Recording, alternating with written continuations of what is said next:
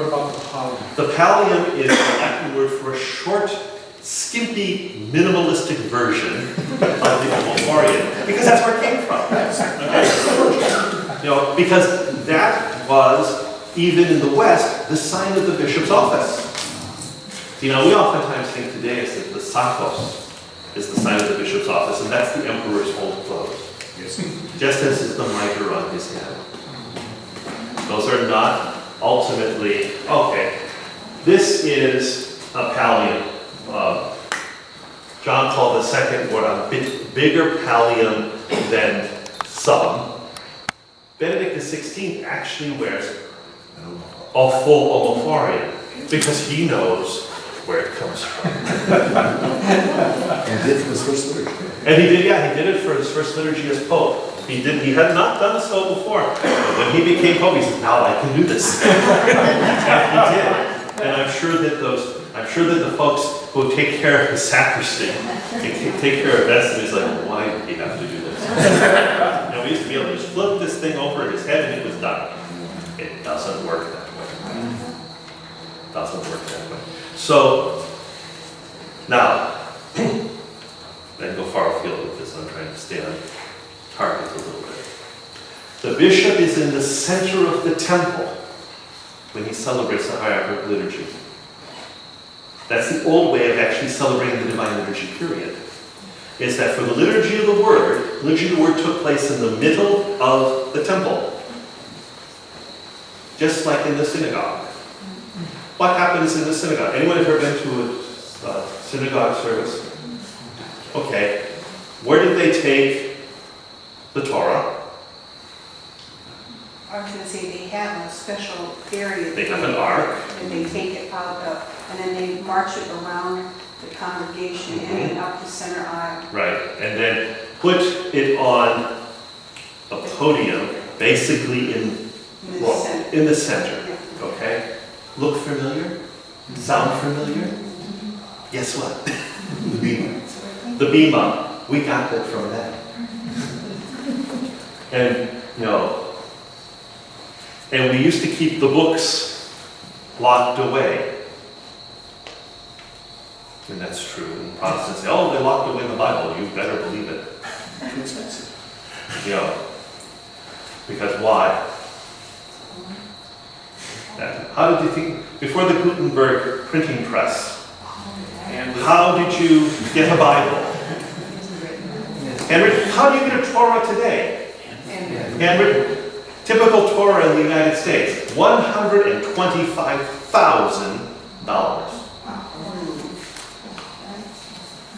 Of course you keep it locked up. You bring it out to read, and then when you're done reading it, what do you do with it? You take it back and you lock it up again. And that's what the church did. During the service itself, as soon as they were done, It went back and got whisked away to get locked away. That's right. You know, usually, if the preacher needed it for the homily, it would be out. As soon as he was finished, off it went.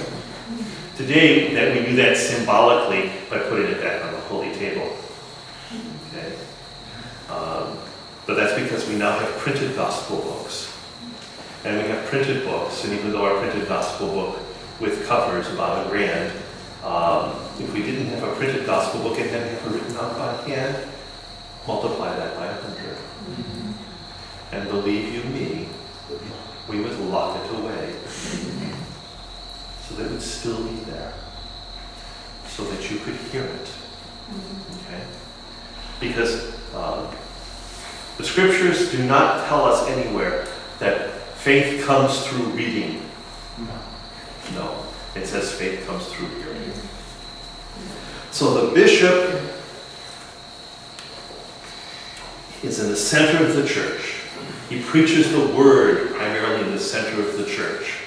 And then when the time comes to celebrate the Eucharist, everyone turns to the east and heads towards the altar area, which up until that time has been occluded from the church. Because now the synagogue becomes the temple. And in Judaism, there's a clear distinction between the two. One was a place of reading, gathering, and teaching. The other was a place of sacrifice. And so we would all turn towards the east, and the bishop would proceed into the church. And we still see that in our liturgy today, although slightly modified, because the bishop enters into the altar for the liturgy of the word, and not just for the synaxis or gathering, which is the pre-liturgy of the word. By the way, in the tradition, the clergy arrive last. The people arrive first. Do you ever wonder why you have those antiphons to sing, even though we have truncated them, unfortunately? That was the gathering music that the church sang from the Psalms, waiting for the clergy to arrive. Because the clergy had to pick out what bread was going to be used for the Eucharist, and also had to go and unlock the books and bring them in. But again, all of this points towards not just liturgy for liturgy's sake, but points toward who we are as the church. We don't do this alone. And so our church is a worldwide communion of churches. So there's no way theologically in our understanding to diminish the Catholicity of the local church found in the eparchy. Once again, the eparchy is the Catholic Church in communion with the other Catholic churches to be the one holy Catholic and Apostolic Church. This is, again, the church has to have this multiple levels of meaning. And so to fully understand this church, it is not its vision in the Eucharistic assembly, but the Eucharistic assembly itself is not separate from the rest of our lives as Christians. It's not. It's not supposed to be. It shouldn't be. In order to be fully alive, the church must be actively giving witness to the gospel of Christ. It goes back to that apostolic teaching in the first place. And she must see herself as the means of bringing salvation to everyone in the area where she lives. Now again, what's the church? The bishop, the presbyters, the deacons, the clergy, and the people. It is the church's responsibility to bring salvation to everyone in the area where she lives. So that means it's your responsibility and my responsibility together. And if we don't do that, then we're not really church. Like I said earlier, just like standing in the garage when I'm into a car. Calling you a church or being in a church, unless you are acting as the church, doesn't make you the church.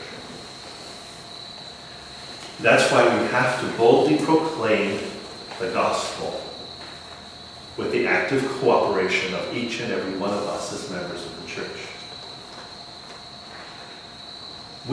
Part of that proclamation, an essential and integral part of that proclamation, is to care actively for the least among us.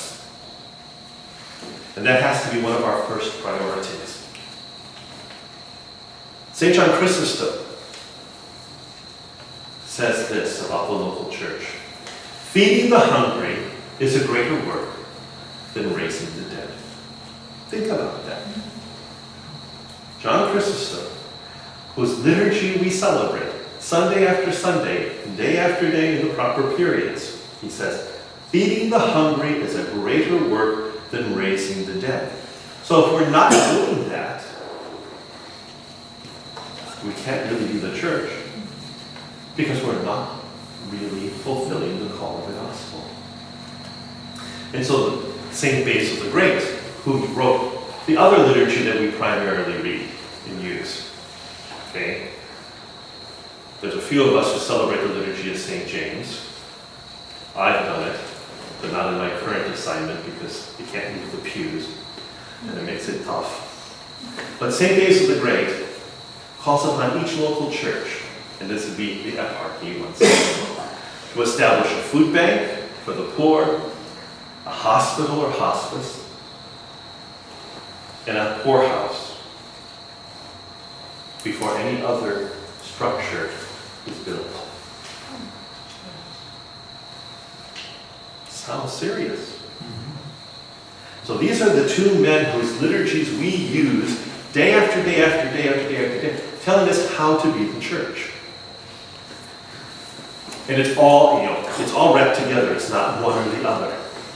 That's the problem with Western minds. We do this, and so we don't have to do this. No. We do this because we do this, and we do this because we do that. We celebrate the Eucharist because of our care for the poor and for the downtrodden, to bring salvation to the people. And because we do this, we can celebrate the liturgy of the church. And we can actually become a church in communion.